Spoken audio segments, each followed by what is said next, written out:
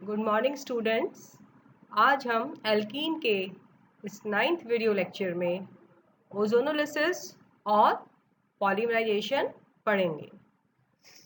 Ozonolysis भी oxidative reaction का एक पार्ट है।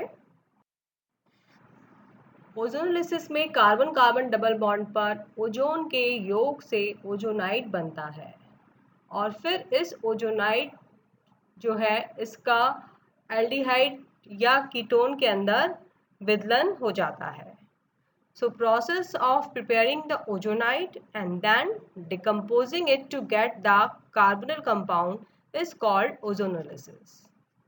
तो जो एल्कीन है उस पर पहले ओजोन की अभिक्रिया होती है, उससे ओजोनाइड बनता है और सेकेंड स्टेप में ओजोनाइड का विदलन होता है, रिडक्टिव क्लीवेज होता है जिंक और जल की उपस्थिति में, तो उससे एसीटोन और एल्डिहाइड प्राप्त होता है।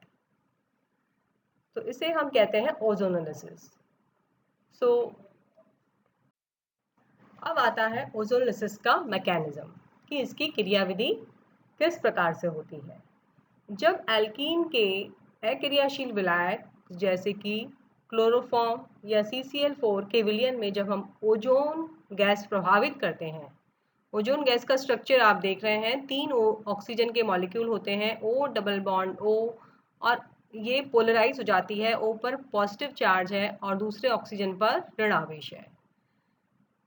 तो ऋण आवेश वाला जो ऑक्सीजन है जिसके पास लोन पेयर ऑफ इलेक्ट्रॉन है वो एक कार्बन पर आक्रमण करेगा तो वो वहां जुड़ जाएगा और पाई के इलेक्ट्रॉनों का विस्थापन, चूंकि इलेक्ट्रॉन आपको एरो से दिखाए हुए इलेक्ट्रॉन जिस कार्बन पर ऑक्सीजन से लोन पेयर ऑफ इलेक्ट्रॉन आप एरो से देख रहे हैं जिस कार्बन पर आ रहे हैं, और अब जो पाई इलेक्ट्रॉन है कार्बन कार्बन डबल बॉन्ड के एरो देखेंगे आप, तो एरो से उनका अटैक हो रहा है ओजोन के थर्ड ऑक्सीजन मॉलिक्यूल पर, और फिर जो ऑक्सीजन ऑक्सीजन का जो पाई बॉन्ड है वो कहाँ जा रहा है, बीच वाले ऑक्सीजन पर जिस पर की धन आवेश है। आप एरो से देख रहे हैं कि nucleophilic CC bond attack the positive oxygen of ozone while second nucleophilic attack by negative oxygen take place at another end of carbon carbon double bond। तो ओजोन के से जो ऑक्सीजन है जिसके पास लोन पेयर ऑफ इलेक्ट्रॉन आपको दिख रहे हैं, ऋण आवेश दिख रहा है, वो कैसे एक्ट कर रहा है एज ए न्यूक्लियोफिलिक, तो वो न्यूक्लियोफिलिक अटैक हो रहा है। तो 2 न्यूक्लियोफिलिक अटैक होते हैं, एक ऑक्सीजन ओजोन के ऑक्सीजन का कार्बन कार्बन डबल बॉन्ड पर जो कि आपको ऊपर वाले एरो से दिखाया गया है, और दूसरा जो न्यूक्लियोफिलिक अटैक होता है वो कार्बन कार्बन के पाई बॉन्ड से पॉजिटिव ऑक्सीजन पर हो रहा है, नीचे की एरो से दिखाया हुआ है, और इस प्रकार से दोनों ऑक्सीजन कार्बन कार्बन से जुड़ जाते हैं और इस प्रकार से प्राप्त होता है आपको ओजोनाइड। इस प्रकार से आपको मोनो ओजोनाइड प्राप्त होता है। और अब सेकंड स्टेप में देखिए, the cyclic molozonide rearrange itself to ozonide, और अब इसके अंदर रीअरेंजमेंट हो जाता है, पुनर्विन्यास होकर ओजोनाइड बन जाता है। आप मोनो ओजोनाइड में देखिए कार्बन कार्बन का डबल बॉन्ड जो सिंगल बॉन्ड है सिग्मा बॉन्ड है उसका एरो देखिए आप, तो वो दोनों इलेक्ट्रॉन कहाँ जा रहे हैं, कार्बन और ऑक्सीजन पे, और जो ओ का एरो से दिखाया हुआ है वो इलेक्ट्रॉन ऑक्सीजन के पास जा रहे हैं, और जो ओ तीसरा जो ऑक्सीजन है उसका जो लोन पेयर ऑफ इलेक्ट्रॉन है वो नीचे की तरफ आ रहे हैं। तो इस प्रकार से इसमें रीअरेंजमेंट हो जाता है साइक्लिक मोनोजाइड में और ओजोनाइड प्राप्त हो जाता है। उसके बाद थर्ड स्टेप जो आता है that is decomposition of the ozonide after the reductive workup. Zinc और जल की अभिक्रिया के साथ इसका अपघटन कीटोन और एल्डिहाइड में हो जाता है। जो ओजोनाइड का ऑक्सीजन ऑक्सीजन बॉन्ड है वो क्लीव हो जाएगा, ऑक्सीजन ऑक्सीजन का बॉन्ड क्लीव हो जाएगा, और वो जो ऑक्सीजन ऑक्सीजन बॉन्ड है किससे बदल जाएगा, कार्बोनिल ग्रुप में। और जो हमें एल्डिहाइड या कीटोन जो भी प्राप्त हो रहा है, तो ओजोन से हमें कार्बोनिल ग्रुप आएगा, जो कार्बन कार्बन डबल बॉन्ड है वो किस में चेंज हो जाएगा, CO में। और जो भी कार्बन से लगे हुए R हैं वो उस कार्बोनिल समूह के साथ लग जाएंगे। अगर उसमें 2 R हैं तो 2 R आ जाएंगे, अगर दोनों उसमें H हैं तो दोनों H आ जाएंगे। तो इस प्रकार से जो प्रोडक्ट है वो प्राप्त होगा। अब हम कुछ इसके एग्जाम्पल्स से देखते हैं, क्योंकि एग्जाम में इस पर डेफिनेटली एक क्वेश्चन आता है। देखिए इथीन है, इथीन का ओजोनोलिसिस किया आपने, ओजोनाइड बनेगा और जिंक के साथ अभिक्रिया करेंगे। तो देखिए इथीन में क्या है, अभी जैसे मैंने आपको बताया आपको प्रोडक्ट देखना है, तो प्रोडक्ट में मैंने जैसे आपको समझाया कि कार्बन कार्बन डबल बॉन्ड को तोड़ दीजिए और वहां पर डबल बॉन्ड ओ कर दीजिए, 2 कार्बोनिल समूह बना दीजिए। बस जो डबल बॉन्ड है पाई बॉन्ड और सिग्मा बॉन्ड, एल्कीन का जो सिग्मा बॉन्ड है पाई बॉन्ड को हम तोड़ देंगे और कार्बन के साथ क्या लगा देंगे, कार्बन को किस में चेंज कर देंगे, डबल बॉन्ड ओ, कार्बोनिल समूह बना दीजिए बस, और H जो लगे हुए हैं वो एज इट इज हो जाएंगे। तो इससे क्या मिलेगा, फॉर्मेल्डिहाइड प्लस फॉर्मेल्डिहाइड। आप सेकेंड एग्जाम्पल देखिए, 2 मेथिल 2 ब्यूटीन। आप राइट साइड में कुछ मत देखिए, सिर्फ सिंपल सी चीज देखिए कि इससे प्रोडक्ट क्या बनेगा।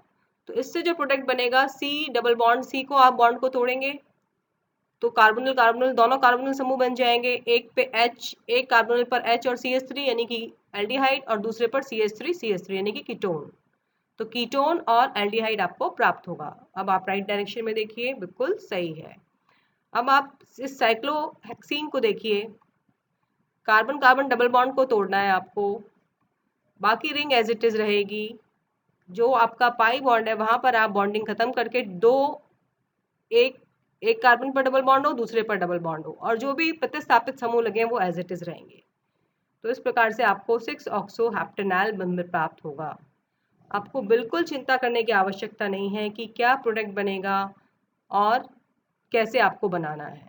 सिंपल सा फॉर्मूला है, कार्बन का जो सिग्मा और पाई बॉन्ड को तोड़कर उसको दो उससे कार्बोनिल समूह बन जाएंगे और जो भी उस पर प्रतिस्थापित समूह लगे हैं वो एज इट इज लगा दिए जाएंगे। तो इस प्रकार से आप प्रोडक्ट बना लेंगे। कभी कभी क्वेश्चन उल्टा आता है कि अगर हमने एल्कीन का ओजोनोलिसिस किया तो हमें ये 2 कार्बोनिल समूह प्राप्त होते हैं, तो एल्कीन की संरचना क्या है। जस्ट इसका उल्टा, एल्कीन की क्या संरचना है, तो आपको क्या करना है, उत्पाद जैसे सेकंड नंबर पे देखिए, आप सेकंड रिएक्शन को देखिए, एसीटोन और एल्डिहाइड।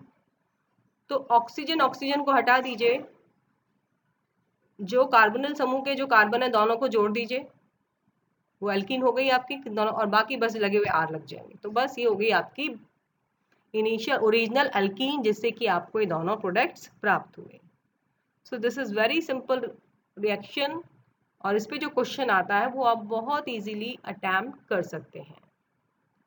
तो ये तो था ओजोनोलिसिस, और अब हम पढ़ेंगे polymerisation. Polymerization literally means many parts.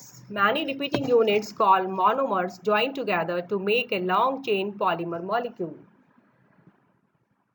Ethene is the monomer that is used to make the polymer called polythene, a shortened version of polythene. This process is called addition polymerization. Ethene belongs to a group of chemical called alkenes that can be used as monomer because they are unsaturated. Plasticizers are chemicals that are used to soften polymers, whereas cross-linking agents can strengthen them. तो क्या हुए polymers, polymers जो है alkene के कई अणु जो हैं परस्पर संयोग से छोटे अणुओं को विलोपित करके या बिना विलोपित किए बड़े अणुभार वाला यौगिक बना लेते हैं। एक ही यूनिट बार बार रिपीट होती है, तो जो यूनिट एक सरल अणु जो यूज होता है उसे हम कहते हैं मोनोमर, और उस सरल या एकलक से उच्च अणुभार वाला बड़ा बहुलक बनता है। तो वही यूनिट रिपीट होती है और वो आपस में जुड़कर क्या बनाती है, पॉलीमर। प्लास्टिसाइजर्स जो होते हैं वो केमिकल होते हैं, वो हम पॉलीमर में डालते हैं जिससे कि पॉलीमर सॉफ्ट हो जाता है, और क्रॉस लिंकिंग एजेंट्स डालने से जो पॉलीमर है उसकी स्ट्रेंथ इंक्रीज हो जाती है। तो पॉलीमर जो है इस प्रकार से कई प्रकार के होते हैं। क्लासिफिकेशन की हम बात करें टाइप्स ऑफ पॉलीमर्स, तो एक होते हैं होमोपॉलीमर्स, जब एक समान संरचनात्मक इकाई या अणु संयुक्त होकर बहुलक बनाते हैं। यानी कि होमोपॉलीमर्स मतलब एक ही प्रकार की उसमें एकलक यूनिट होगी, मोनोमर यूनिट होगी, वही आपस में जुड़ जुड़ कर क्या बनाएगी, बड़ा polymer. These consist of chain with identical bonding linkage to each monomer unit. This usually implies that the polymer is made from all identical monomer molecules. These may be represented as A. देख रहे हैं आप, एक ही प्रकार की unit है। इनके they are commonly named by placing prefix. इनके आगे क्या हम लगा देते हैं, पॉली लगा देते हैं, प्रीफिक्स पॉली लगाते हैं, जैसे स्टाइरीन, पॉलीस्टाइरीन। तो जो मोनोमर यूनिट है वो क्या हुई, स्टाइरीन। स्टाइरीन का जो ये तो कॉमन नाम है, और स्टाइरीन की वजह से क्या होती है, बेसिक स्ट्रक्चर वाइनिल बेंजीन। तो वो जो वाइनिल बेंजीन है वही यूनिट रिपीट हो रही है, तो उसके आगे हम क्या लगा देंगे, पॉलीस्टाइरीन, पॉलीथीन। यानी कि एक ही यूनिट, एक ही एकलक यूनिट बार बार रिपीट होती है, उसे हम कहते हैं होमोपॉलीमर्स।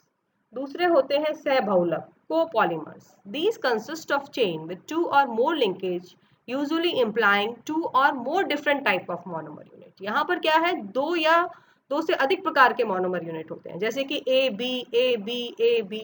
तो आप देख रहे हैं यहाँ पर कि यहाँ पर एस समान संरचनात्मक इकाइयां संयुक्त होकर बहुलक बनाती हैं। तो यहाँ पर दो या दो से अधिक प्रकार की मोनोमर यूनिट्स का रिपीटिशन होता है।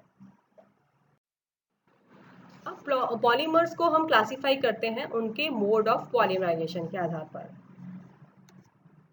एक कहलाते हैं addition polymers. The monomer molecules bond to each other without the loss of any other atom.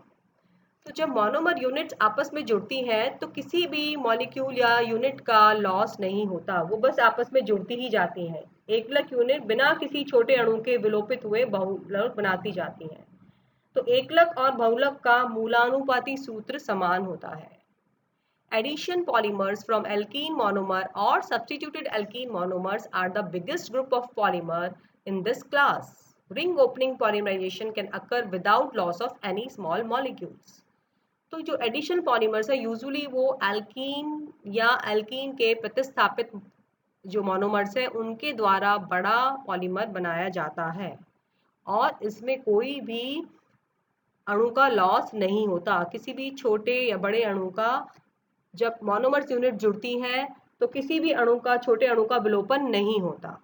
तो ये तो होता है एडिशन, बस जोड़ जोड़ जोड़ जुड़ता ही जाएगा। दूसरे प्रकार का पॉलीमराइजेशन होता है कंडेंसेशन पॉलीमराइजेशन, यानी कि संघनन बहुलीकरण। इसमें एक क्लकों के संयोग से जब मोनोमर जुड़ते हैं, यानी कि जो मोनोमर आपस में कंबाइन होते हैं, तो उनसे छोटे अणुओं का विलोपन होता है, छोटे अणु बाहर निकलते हैं। द्वि और बहुल क्रियात्मक समूह वाले अणु संघनन बहुलीकरण प्रदर्शित करते हैं। जिन अणुओं के अंदर दो या दो से अधिक क्रियात्मक समूह होते हैं, तो वो उनमें जब वो पॉलीमर बनाते हैं तो उनमें किसी छोटे अणु का विलोपन हो जाता है। Usually two different monomers combine with loss of small molecule, usually water or any other small molecule, and they form the polymers. And क्या होते हैं उनके अंदर, वो जो मोनोमर्स यूनिट्स होती हैं उनके पास दो या दो से अधिक क्रियात्मक समूह उपस्थित होते हैं। इस प्रकार के बहुलीकरण में एकलक और बहुलक के मूलानुपाती सूत्र क्या हो जाएंगे, अलग अलग, जैसे कि पॉलिस्टर, पॉलीअमाइड्स, इसको कि नायलॉन कहते हैं, are in the class of polymer. Polyurethane foam is graphic above. Polyurethane भी इसी का एग्जाम्पल है। तो इस प्रकार से दो प्रकार का पॉलीमराइजेशन होता है उनके मोड के आधार पर। एडिशनल पॉलीमर्स, इस बहुलीकरण के अंदर जब मोनोमर यूनिट जुड़ेंगी तो किसी भी छोटे अणु का विलोपन नहीं होगा। कंडेंसेशन मतलब संघनन, जब दो यूनिट्स मोनोमर यूनिट जुड़ रही हैं तो उनमें किसी छोटे अणु का विलोपन होगा और फिर पॉलीमर बनेगा। तो ये बेसिक डिफरेंस होता है पॉलीमराइजेशन के मोड पे कि किस प्रकार से वो पॉलीमर आपको प्राप्त हो रहा है। तो ये देखिए एडिशनल पॉलीमर्स, ये इथीन है, मोनोमर यूनिट है, पॉलीमराइजेशन हो रहा है, देखिए CH आप देख रहे हैं। इस प्रकार से पॉलीथीन बन गया, किसी अणु का विलोपन नहीं हुआ। तो ये है, तो क्योंकि इथीन इथीन जुड़ता जा रहा है, प्रीफिक्स लगाएंगे हम पॉली, तो इसलिए बन गया ये पॉलीइथीन। अब हम नेक्स्ट वीडियो लेक्चर में कल जब हम पढ़ेंगे तो इनकी क्रियाविधि पढ़ेंगे कि किस प्रकार से पॉलीमराइजेशन की क्रियाविधि संपन्न होती है। तो आज के लिए इतना ही। Thank you.